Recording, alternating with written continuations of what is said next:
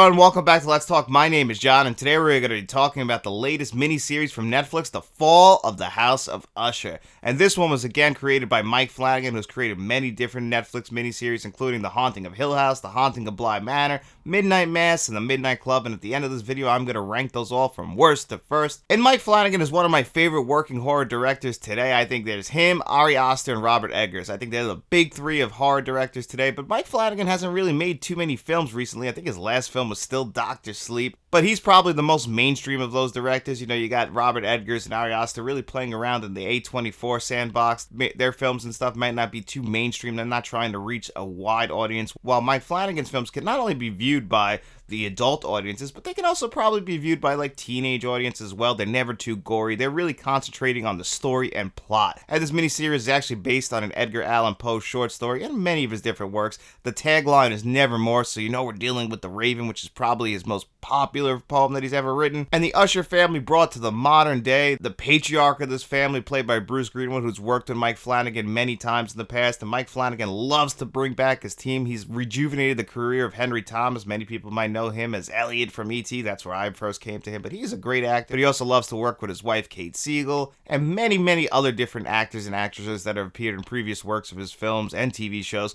Once you're on the Mike Flanagan team, you got a job for life, whether it be a small role or a big role in future projects, but he loves to include them. He loves to work with the same people, whether it be with Netflix, which actually this will be his final Netflix miniseries. He's taken his talents over to Prime Video after this one, but he's really captured magic in a bottle so many different times. The Haunting of Hill House is still one of the scariest miniseries I have ever seen. That was the best thing I saw that year in 2018 when it came out. And I love Hereditary, but nothing can top The Haunting of Hill House. I've already watched that 4 times, and he's been trying to recapture what he got there in The Haunting of Hill House, and I don't think he's quite reached it yet, but all the stories he's been trying to tell on Netflix have all been great. And this one, again, taking the House of Usher, bringing it to the modern age, dealing with the patriarch, Roderick Usher, who just seems like another monster, a rich monster who's gotten to the top on the backs and blood, sweat, and tears of many different people. Many people have lost their lives at basically his and his family's expense of rising to the top. And this show is trying to tackle why that is. Why does a rich elite American family get to those heights, never have to answer for all the people and all the lives that they have ruined along the way? And that's what this show is dealing about. There's him, his twin sister, that she's the COO of the company that they run together, the pharmaceutical company. That's another big theme of the show, is big pharmaceutical companies and what their place is in a modern society. And the two of them, they run this company together. Roderick has 6 kids, 2 of them from his first marriage. The other 4 are basically bastards. They're all from women that he knocked up along the way, but it doesn't matter. If you're an Usher, you're gonna be rich, you're gonna be taken care of, because that's what I'm here to do. I'm here to take care of my family, and that's really all I care about. Even if I treat them like shit, he wants to take care of his family. But unfortunately, all the heirs to the throne start to pass away one by one, and that's when we get into our story. So this story is actually told non-linearly. For the most part, our through line is Bruce Greenwood and Carl Lumbly sitting around a fire, and Roderick wants to tell him, he's the assistant DA, his entire life story and what got them to this point. And then we get a non-linear story. Basically, we look all the way back to him and his sister's childhood, them coming up through the 1970s. We also get individual episodes dedicated to each kid, because Mike Flanagan loves to structure his shows that way. And that's the thing about a miniseries. You really can flesh out and develop all of these characters. You start to care about each and every single one of them. And that's what Mike Flanagan, I think, does really best, is make you care about all the characters in his story, so that when we get to the conclusion, it does build up the emotion, the tension.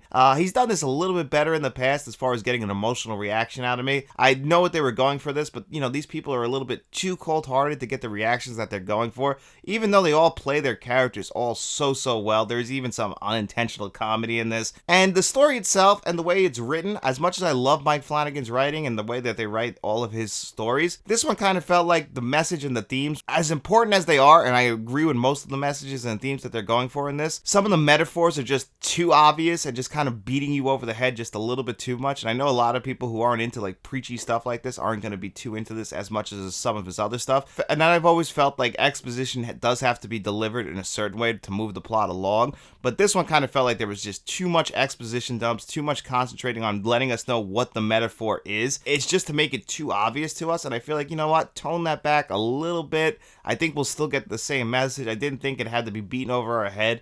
I think that they could have told it just a little bit better. So I do think that there is some flaws in the script and the plot of this one. But overall, it's still very, very well done. It's well shot. The score is amazing. Every single actor that appears on the show, whether it be a small role or a big role, is doing just a phenomenal job acting. And one of those actors is Mark Hamill. Mark Hamill plays the lawyer to this family, Arthur Pym, and he is just a diabolic cold monster. And he is fantastic in this role. Mark Hamill, even though he looks like a miserable fuck on screen, you can tell he's having the time of his life. You know, getting to play a character like this, really leaning into like the old man Mark Hamill's lifestyle, that grumpy old man that we kind of saw in The Last Jedi that people were so upset with. He's kind of leaning into that a little bit more in this show, and I think he does just a fantastic job. And again, the conclusion to his story is also great. Everybody's conclusion is great. I think they build up perfectly. I actually felt like the first half of the show was a little bit better than the second half, but they did kind of clean it up at the very end. There's one thing in the very last episode of the show that I think is just a little bit too silly for me. I get it. They wanted the jump scare, and there's a big jump scare at every single one of these episodes. I felt like the jump scare in The Haunting of Hill House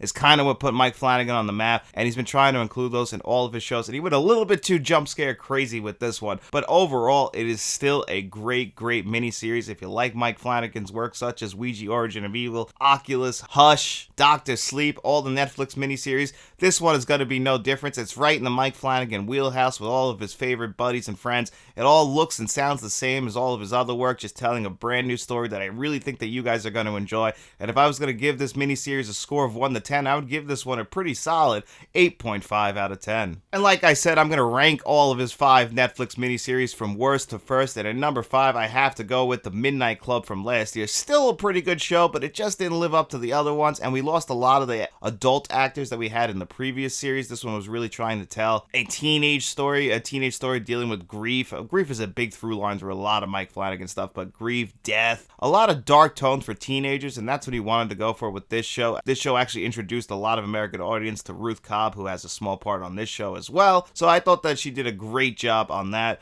I just think The Midnight Club, as good as it is definitely still the worst one. And then at number 4, I got The Haunting of Bly Manor, his follow-up to The Haunting of Hill House. That's why he had The Haunting in the name. And this one was also really, really good, but I felt like they turned down the horror elements a little bit too much for my liking, and it became more of a drama. He's always combined the horror and drama elements, but I just felt like The Haunting of Bly Manor, as good as it was, it just didn't live up to the hype, and probably being in the shadow of The Haunting of Hill House will do that to you. So I would put that at number 4. And at number 3, I would have this show right here, The Fall of the House of Usher. This could possibly move up to number 2 in the future if I watch this and my number 2 back to back. But right now, I feel like this is right in the middle. It's hitting all the Mike Flanagan tropes that I want him to hit, but I do feel like this does have certain flaws in it that prevent it from being any higher. And at number 2, I have a couple years ago, 2021's Midnight Mass. Now, this one I think is the most horrific of all of them. This one also has a great story, just like all of his shows do, but this one really, the horror elements of it, this is the one that actually got under my skin the most, and I really, really enjoy Midnight Mass. But at number 1 is the one that started it all for Netflix and his miniseries, The Haunting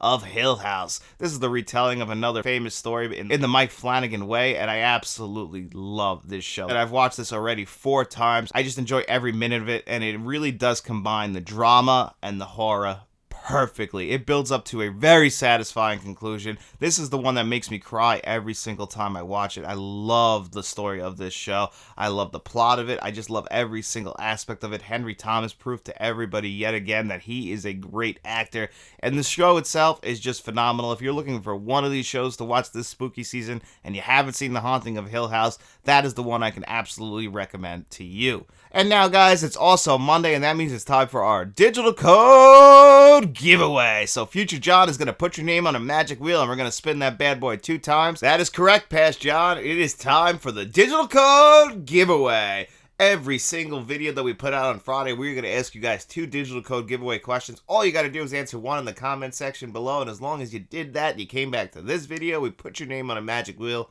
We spun that bad boy 2 times, and the 2 names it landed on, they have their choice of the 2 digital codes that you see on your screen before you today. And I asked you guys, what was your favorite Friday the 13th film? And I also asked you guys, what was your favorite 1980s slasher of all time? And obviously the answers were all over the place. A few of you guys agreed with me. Jason Lives is the best Friday the 13th film. There was also a lot of people who thought that Friday the 13th Part 3 or Part 3D was the best. And I really think that's when the franchise really started to get going. That's when it's got its footing under it. That's the Jason we kind of came to know. Jason with the mask, just hunting down teenagers. You know, we get rid of the burlap sack and his mother, and we're kind of on the right path. And plus, it's got the right amount of 80s cheese on it. Obviously, once we get to like a new beginning, they're slapping a lot more cheese on it. And then by the time we get to Jason Takes a Trip to Manhattan, then, my God, it's just a cheese-filled sandwich. But everyone had different answers. It took until today for someone to finally pick the remake, which I also think is really, really good. A very underrated one in the franchise. And it's a shame that we ended the franchise pretty much with 12 films. But I think eventually we will get that 13th film in the franchise. And then obviously 80s slashes were pretty much all over the place, but Jason pretty much won, which means that you guys are all Friday the 13th fans like myself. I hope you guys are enjoying my review of the entire franchise. That's probably going to go into November a little bit because I still have 6 more films to put up here on the channel, and because of new releases, new films coming out, I keep having to delay those videos. So I think we'll have a little bit of a spooky season hangover in November to get through all of our Friday the 13th reviews, but I will finish them, I promise you. But without further ado, let's spin this magic wheel and see who our 2 lucky winners are this week.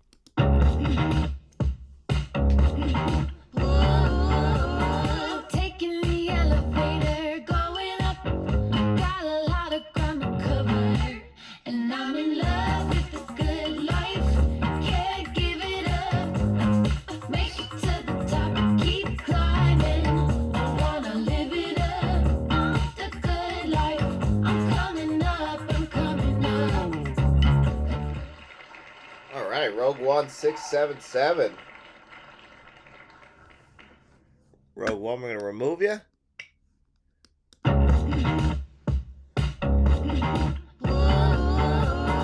Taking the elevator, going up. Got a lot of ground to cover, and I'm in love with this good life.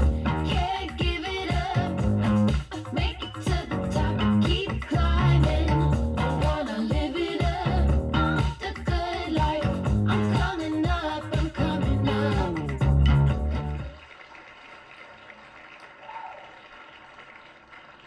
And the Blu-ray Hunter Searcher. And there you have it, Rogue One 677 and the Blu-ray Hunter Searcher. And both of you guys have actually won pretty recently, so you guys know how this works. Reach out to me at my email address, letstalkentmt@gmail.com, or you can always reach out to me X/Twitter, Instagram, or Facebook, direct message me, and let me know which of the digital codes you would like. As long as the other winner didn't take it, that digital code is all yours. And if you did enter the digital code giveaway and you didn't see your name on the magic wheel, then you also win a digital code, so you can reach out to me as well and let me know which of the digital codes you want, because you shouldn't be punished for my mistake. And guys, we're going to have a lot of great things coming up on the channel this week. I'm going to have a top 10 Martin Scorsese film list. We're going to have a review for The Killers of the Flower Moon on Saturday. Me and Dennis are going to release our top 10 Friday the 13th list, where we kind of go back and forth on what we think are the best Friday the 13th films. We have very different lists, so that's going to be a lot of fun. Look for that on Thursday. We'll have a 4K Blu-ray review for The Blob. We also mentioned on our Sunday show, the Let's Talk Physical Media show. If you guys don't watch it, we are going to eventually, probably in the next week or two, turn on channel memberships, which is something to really support the channel. There's going to be different tiers for everybody. If you want to support the channel, that's a good way to help us out. But there will be absolutely no pressure to join that. If you want to, it's there for you, but nothing else on the channel will change. It's just a way to help support the channel, just so we can keep the channel going for as long as possible. So if you want to support the channel, that's going to be a new way for you to do it. You'll get some exclusive stuff. We're still working out the kinks, so once we have everything ironed out, we'll have an announcement. Just wanted to let you guys know that's coming. I know a lot of people get a little bit shaky when you start asking for money, and I really never wanted to go that route, but to keep the channel going, it's kind of a path we need to go. But again, there's no pressure on you. Believe me, I work a 9-to-5 job, and it's not 9 to 5, it's overnight job, so I know exactly what it's like to be somebody working and struggling. But I just wanted to let you guys know that is coming. We'll have some exclusive stuff for people who want to join that. But again, absolutely no pressure. You do not have to join that. The channel will stay the same as it is. 4K Blu-ray reviews, the digital code giveaway, the Sunday and Thursday podcast shows, everything will remain the same. I'll just be taking on a little bit more work to add some exclusivity to some of those stuff. But other than that, everything will remain the same. You guys do not have to worry at all. I just wanted to let you guys know that that is coming. And anyway, guys, if you did win this week, make sure you come back to this Friday's video, which will be my top 10 Martin Scorsese films, and then you can enter this week's digital code giveaway. And after you're done doing all that, and you want to just continue to support the channel, nothing supports this channel out more than by just simply liking this video and subscribing to the channel. And then after you're done doing all of that, just get out in those streets and tell your friends about us. We'll be seeing you around.